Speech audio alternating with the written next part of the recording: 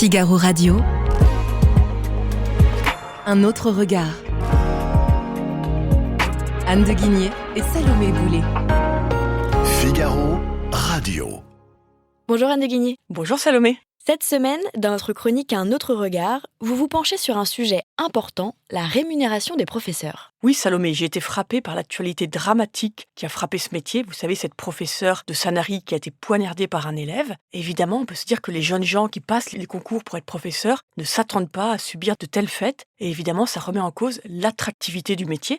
D'ailleurs, le ministère le démontre bien. Il y a de moins en moins de personnes, de jeunes filles et de jeunes hommes qui se présentent pour entrer dans les métiers de l'éducation nationale. Vous saviez, en 2024, 184 000 personnes qui sont inscrites au concours contre 254 000 en 2021. Donc on voit bien qu'il y a une descente très nette au concours pour être enseignant, conseiller principal d'éducation ou psychologue de l'éducation.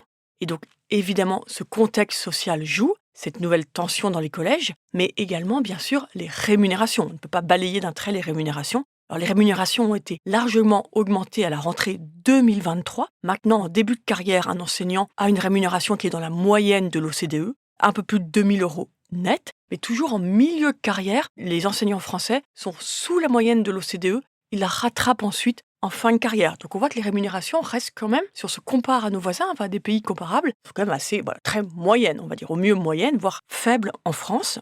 Sinon on peut se dire, est-ce que comparativement à d'autres métiers tout aussi utiles, est-ce que les enseignants sont aussi bien payés ou moins payés ? Évidemment, si on les compare à beaucoup d'autres métiers, on voit bien qu'ils sont plutôt parfois mieux payés, mais parfois nettement moins payés. Et c'était intéressant, ce Marc Bloch, vous savez, qui avait écrit son essai « L'étrange défaite pendant la guerre » et qui pensait vraiment les difficultés de la France venaient en partie de l'enseignement, avait cette phrase étonnante. « Nos grands bourgeois se plaignent volontiers du corps enseignant, autant ou plus qu'aujourd'hui ils tenaient les cordons de la bourse. Ils trouvaient naturel de donner, par la voie du budget, aux professeurs de leurs fils, moins qu'à leurs domestiques. » Donc on voit évidemment la comparaison avec les autres métiers reste vive. Mais comment pourrait-on quantifier la valeur du service apporté par les maîtres et professeurs à leurs élèves ? Oui Salomé, la question est évidemment sensible d'un point de vue économique. Il est compliqué de quantifier, selon les parfaites règles du marché, ce qu'apporte un bon professeur à un élève. C'est absolument fantastique. Un bon professeur peut vraiment changer la vie d'un élève. Comment le quantifier ? C'est difficile. Donc en fait, on retrouve qu'il y a d'autres métiers qui sont comme les professeurs, comme les enseignants. Vous avez les médecins, les artistes. C'est autant de filières où on attend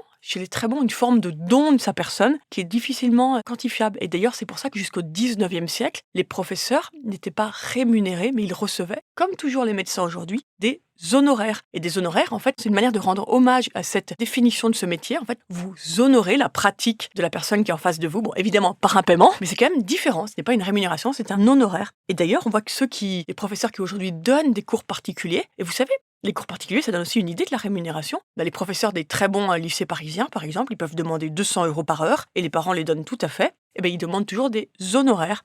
On revient d'ailleurs, c'était une recommandation d'Aristote, c'est intéressant, qui disait « Entre le savoir et l'argent, il n'y a pas de commune mesure. Pour rétribuer nos maîtres, en philosophie, il faut agir comme on le fait avec nos parents et avec les dieux. Il faut leur offrir des présents. » Donc ce n'était pas des honoraires, mais déjà ça s'y ressemblait. Et ce qui m'a amusé, Salomé, c'est que moi je suis toujours frappée, depuis que je suis mon fils à l'école, de voir à quel point les parents adorent donner des cadeaux aux professeurs. Donc je pense que c'est peut-être une forme de fidélité à Aristote. Et vous pensez que les professeurs se retrouvent dans ce système parallèle de dons et de contre-dons ? Bon, je pense que les professeurs sont toujours très contents des boîtes de chocolat de Noël, mais sincèrement, évidemment, qu'ils préféraient sans aucun doute une revalorisation de leur rémunération. On sait bien que ce n'est pas possible aujourd'hui, compte tenu des finances publiques françaises qui sont complètement exsangues, et puis aussi de la suradministration par l'État, qui fait qu'il y a une homogénéisation parfaite. Et je crois que le levier intéressant pour la rémunération des professeurs, c'est bien plus une forme d'individualisation des rémunérations en fonction des mérites, et puis peut-être des filières, c'est un grand tabou. Vous savez, aujourd'hui en France, par exemple, on manque particulièrement de professeurs de mathématiques, très bons, ce qui explique la chute du niveau des élèves. Pourquoi ? Tout simplement parce que les professeurs, assez rapidement, au bout de quelques années d'enseignement, se voient démarchés par d'autres métiers pour être consultants, financiers, où ils sont bien mieux rémunérés. Et peut-être comme ils ont la vocation, ils vont résister quelques années. Et puis au bout d'un moment, le métier est quand même très difficile. On leur propose chaque année une autre profession beaucoup mieux rémunérée et ils vont finir par changer de métier. Aligner leur rémunération sur celle du privé, sur des rémunérations qu'on va leur proposer dans le privé peut être intéressant.